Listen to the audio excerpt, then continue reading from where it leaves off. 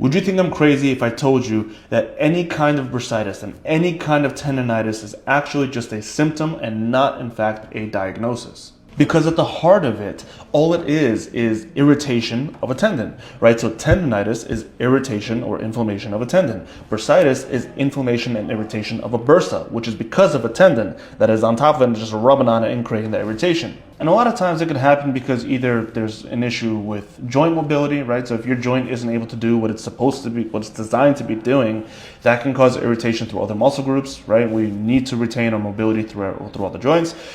It could also just as easily be a weakness around the area, and you feel it through some specific tendons, which cause, whether it's tendinitis or bursitis, but you feel it through certain muscle groups over others, and that's what causes the symptom of the problem. But the problem itself is the bigger picture, where maybe it's muscle weakness, maybe it's nerve compression, maybe it's joint immobility. And once you can identify those things, that's how these things go away really fast.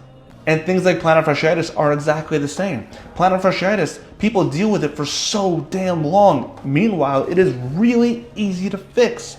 And it's not by rolling on a frozen water bottle or a cross ball or just stretching the bottom of your feet like crazy. It's a lot more complex than that. You have to look at the bigger picture, because if you don't, this is why people stay in pain for too long. Bursitis, nobody should be dealing with that for longer than a couple months maximum. Tendinitis, nobody should be dealing with tendinitis for longer than a couple months maximum.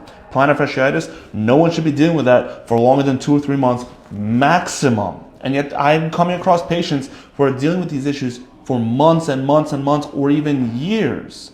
And it is crazy.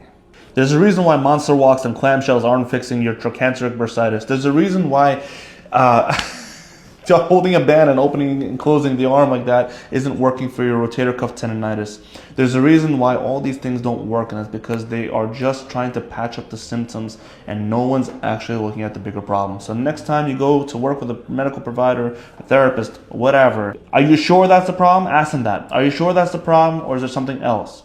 Is there something else that could be contributing to this issue? Because a lot of times it is. And a lot of times people go through the medical system a lot longer than they actually have to.